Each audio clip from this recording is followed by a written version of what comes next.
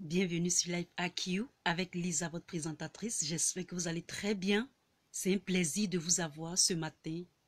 Pour tous ceux qui visitent cette vidéo, vous êtes la très bienvenue. Abonnez-vous surtout et faites partie de Life AQ avec Lisa, votre présentatrice. C'est un très grand plaisir de vous avoir ce matin. Alors, je viens dans cette vidéo pour m'entretenir un tant soit peu avec vous, les auditeurs, vous les commentateurs, vous les Ivoiriens, les frères et les sœurs. Avant de commencer cette vidéo, nous allons vraiment poser pour tous nos morts en Côte d'Ivoire, à commencer par Arafat, Éric le Zoulou et le dernier sur la liste, monsieur le Premier ministre Amadou Bon Coulibaly. Alors nous allons faire une petite pause de silence pour ceux-ci.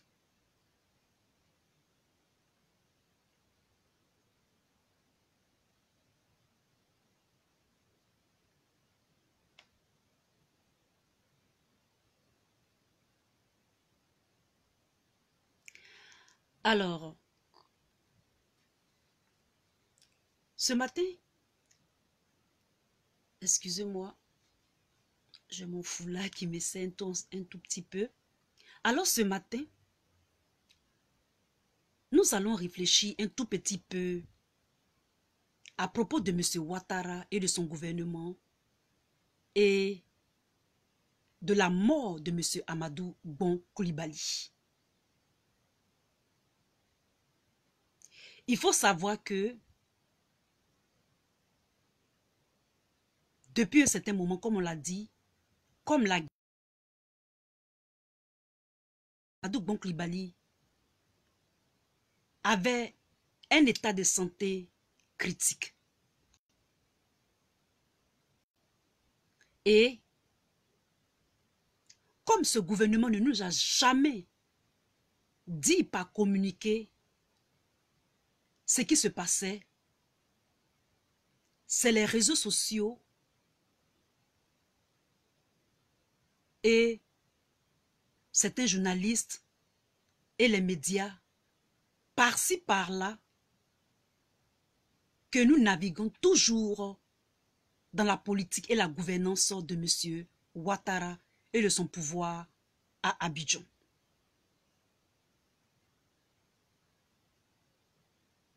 On ne peut pas diriger un pays et ne pas communiquer avec son peuple.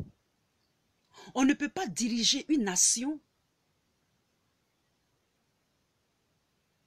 et ne pas se rendre compte à sa population. Et donc nous naviguons depuis plus de 10 ans avec le pouvoir de M. Ouattara. La guêpe, ayant fait une vidéo, avait décortiqué, dénoncé toutes ces imperfections, tous ces problèmes. Nous n'allons pas nous faire manipuler, une fois de plus encore, nous les Ivoiriens. Souvent, je me pose la question et je me demande, mais quels sont ceux qui conseillent M. Alassane Ouattara? Quels sont les sbires, les mains fantoches, les mains sombres qui dirigent réellement le pouvoir de Côte d'Ivoire avec M. Ouattara?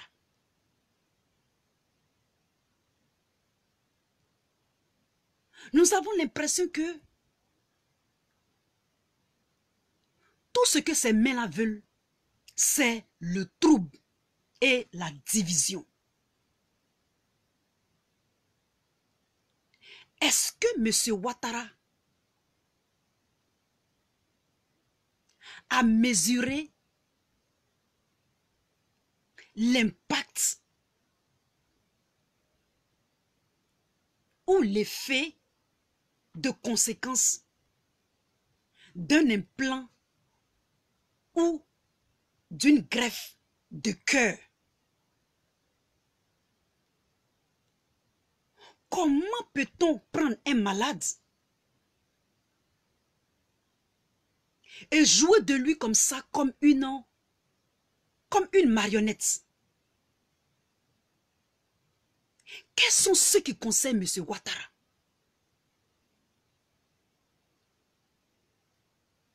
Est-ce que M. Ouattara a mesuré la portée de quelqu'un en convalescence?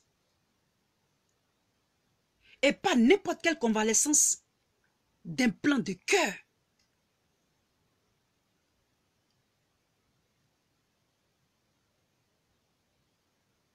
Est-ce que M. Ouattara va faire la paix avec son peuple? Est-ce que M. Ouattara va faire laisser M. Laurent Gbagbo revenir en Côte d'Ivoire? Est-ce que M. Ouattara va faire, avant les élections, un geste symbolique pour la libération des prisonniers politiques qui sont incarcérés depuis 2011, etc. Et certains prisonniers, comme M. Alain Lebognon, comme les autres du FPI,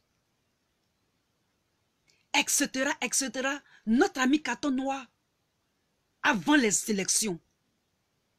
Est-ce que M. Ouattara va faire la paix avec nous? Quels sont ceux qui conseillent M. Ouattara?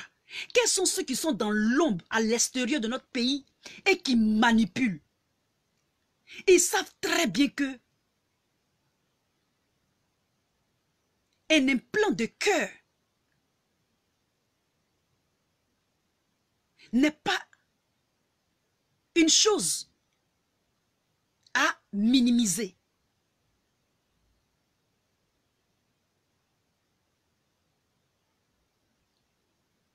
Vous faites mourir quelqu'un devant nous comme ça.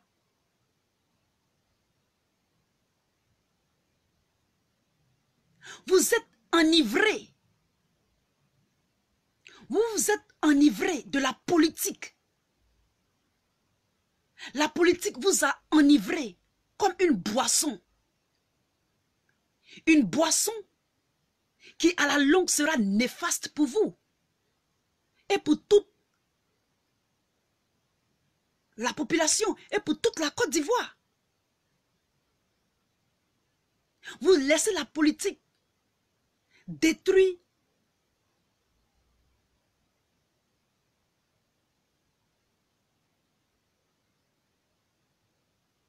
la crédibilité de notre pays.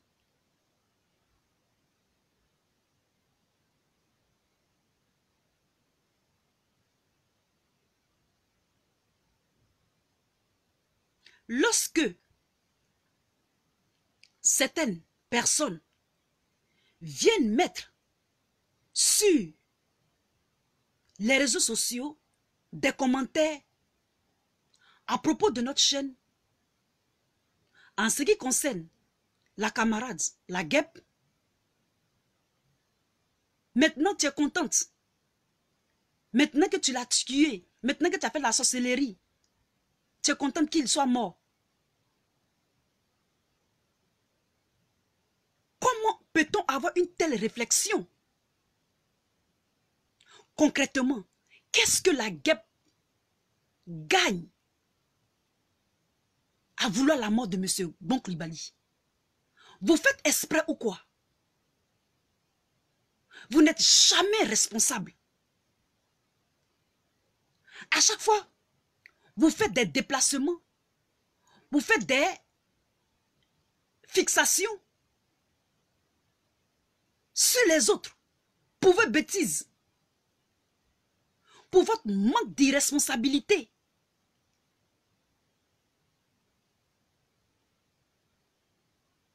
Devant nous comme ça, aux yeux et au su de tout le monde, M. Amadou Bon Coulibaly part, trépasse. Donc qu'est-ce que vous attendez? Qu'est-ce que vous croyez réellement? Lorsque quelqu'un reçoit une greffe de cœur, ne savez-vous pas que le cœur, c'est comme un moteur de voiture? C'est-à-dire, c'est la pièce. C'est l'organe le plus essentiel. C'est l'organe le plus vital du corps humain. Soit ce sont les gens qui le manipulent pour qu'encore et encore plus d'Ivoiriens meurent devant nous, devant nos yeux, comme ça, cadeau. Vous saviez qu'il a une santé fragile. Vous saviez que vous ne pouvez pas le mettre dans l'arène, dans la course politique, mais néanmoins, vous l'avez choisi. Lorsqu'on va poser les questions existentielles, lorsqu'on va questionner certaines choses, vous direz que, oh, pourquoi est-ce que Lisa a questionné? Vous voulez que je parle ce matin?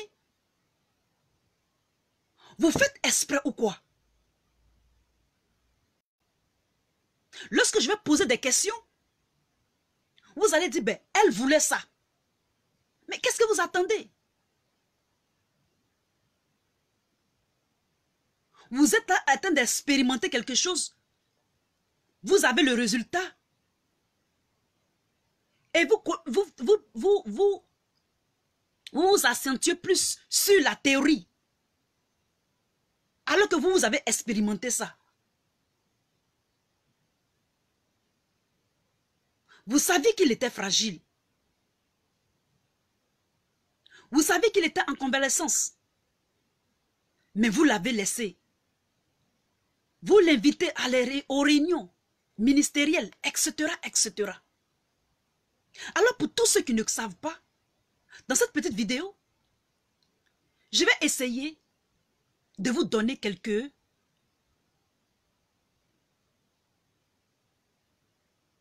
informations sur pourquoi une personne peut avoir un greffe de cœur ou bien un implant de cœur. Et nous allons naviguer comme ça dans la vidéo. Sachez que une greffe de cœur, parce que moi je vous ai toujours dit que j'ai travaillé dans le domaine médical aux États-Unis. Mais je ne voulais pas faire de vidéos sur ça. Parce que quand je vais faire des vidéos, vous allez être encore irresponsable, comme d'habitude. Donc j'attendais et je regardais que les choses se fassent pour que je puisse maintenant analyser. C'est-à-dire, je laisse gâter et puis après maintenant, je viens faire le médecin après la mort. Voilà. Et donc,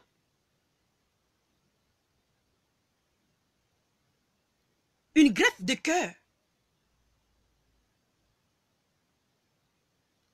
c'est une chirurgie majeure. C'est une chirurgie qui demande une anesthésie générale.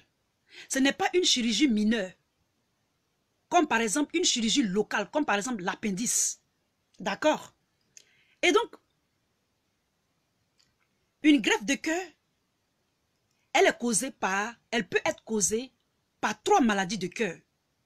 Il y a les maladies coronaires, c'est-à-dire l'intérieur des artères, ça peut être l'artère aorte, ça peut être les veines, c'est-à-dire les grosses veines du cœur qui pompent l'air dans le cœur et qui pompent l'air et le sang dans le cœur, dehors et dedans du cœur, parce que le cœur, c'est un muscle mou.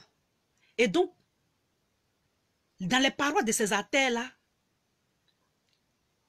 quelqu'un peut avoir une maladie dans ces parois-là.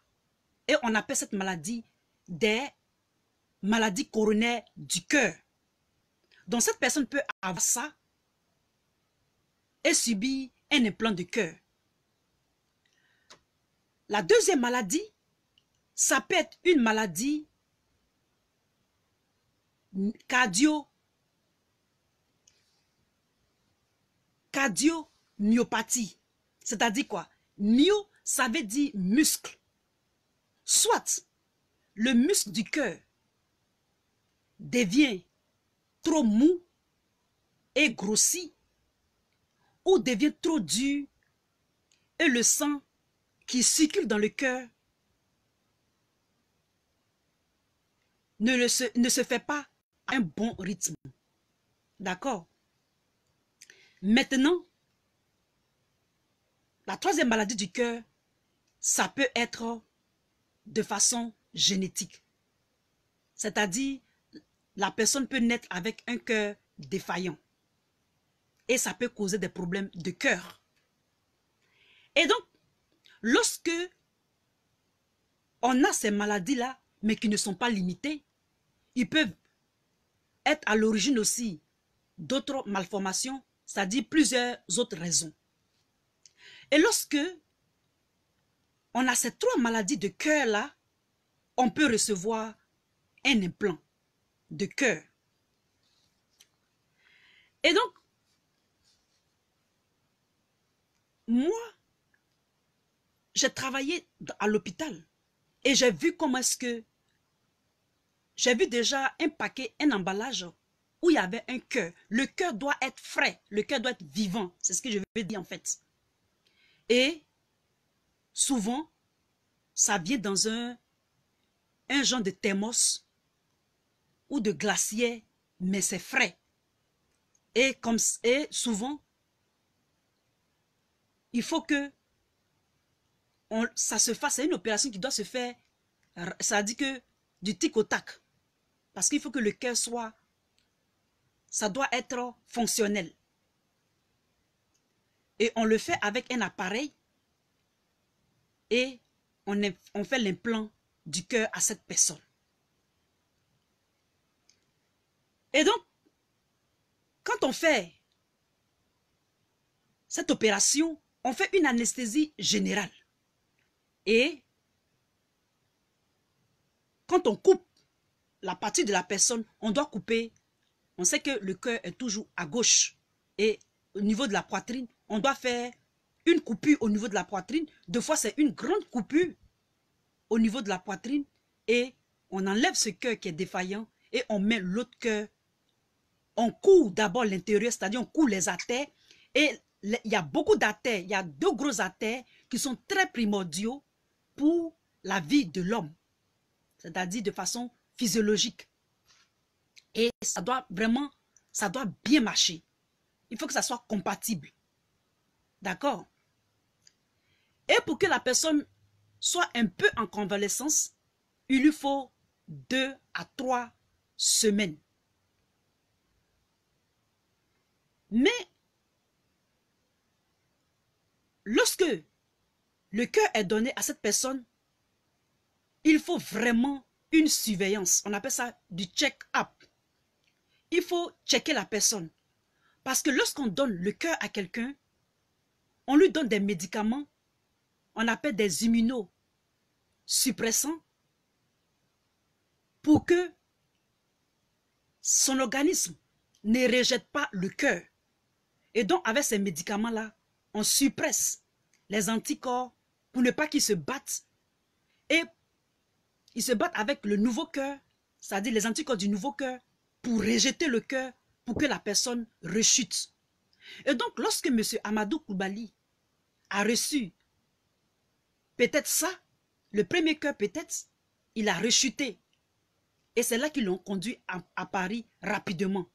Donc, ça veut dire quoi? Ça veut dire que c'est une opération qui est très délicate. Et donc, on devait vraiment le laisser se reposer. On devait vraiment avoir activité zéro tolérance. Il ne devait pas aller à des réunions. Il ne devait aller nulle part. Il devait même aussi aller à une réhabilitation en France. Donc moi, je ne comprends pas pourquoi est-ce que on le précipite comme ça de Paris en Côte d'Ivoire et bien, il va aux réunions il passe ici, il passe là, alors qu'il a une grosse coupure au niveau de la poitrine. Quels sont ceux qui conseillent M. Alassane Ouattara? Pour nous qui sommes sensibles, il y a plein de médecins renommés en Côte d'Ivoire. Il y a plein de médecins renommés, les médecins renommés de la France.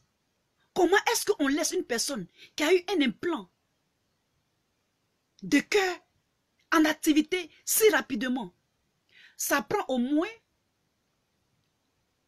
des mois pour que la personne retrouve tous les fonctionnements de ce nouveau cœur-là. Parce que les médicaments qu'on lui donne, ça peut avoir des effets secondaires, donc créer d'autres complications. Quand on a fait l'opération, les artères qu'on a cousues, il faut qu'ils soient cicatrisés.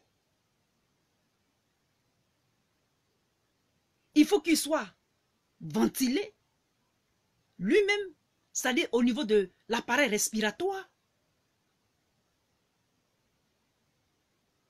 Et donc, je ne comprends pas pourquoi est-ce que quelqu'un qui reçoit un cœur, un implant de cœur, on le jette comme ça dans l'arène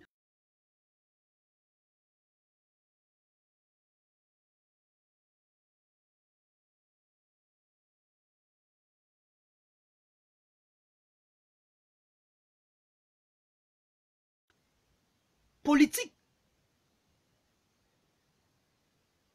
pour juste récupérer avant toute activité politique.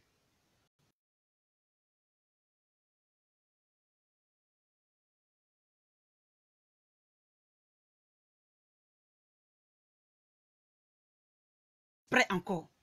Pourquoi je dis qu'ils font faire exprès?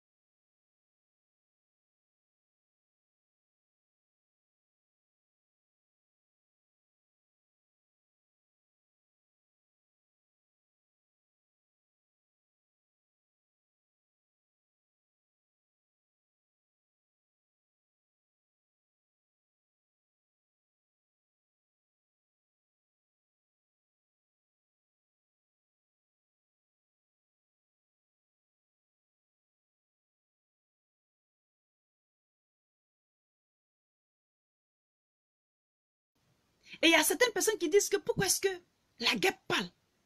Mais vous êtes irresponsable. Qu'est-ce que vous attendez? On ne reçoit pas une greffe de cœur et 3 mois après, on commence à marcher dans la chaleur. On commence à marcher comme ça. Il n'a même pas été réhabilité. Il devait faire des cardio doucement, doucement. Il devait faire la natation.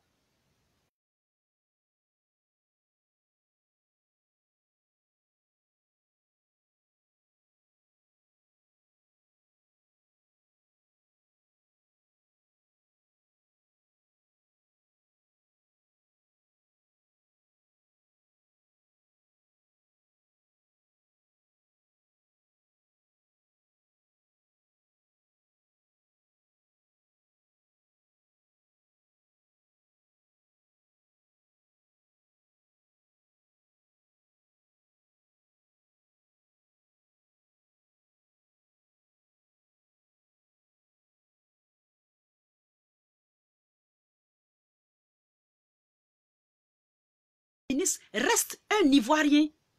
C'est un Ivoirien. Mais jusqu'à ce que les 4 mois arrivent, tous les Ivoiriens vont partir un à un comme ça. Ils vont mourir un à un comme ça. Il y a d'autres qui sont encore en prison. Quand est-ce que M. Alassane Ouattara va comprendre? Quand est-ce que il va faire la paix? À qui profite son comportement? À qui profite son attitude? À qui profite la division du peuple ivoirien dans la politique, dans la gouvernance? Pourquoi il est si dur à lâcher méprise et à être un peu tolérant?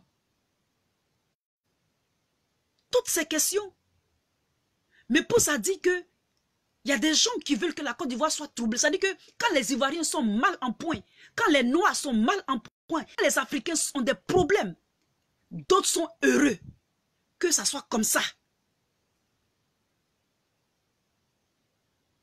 Que ça soit comme ça.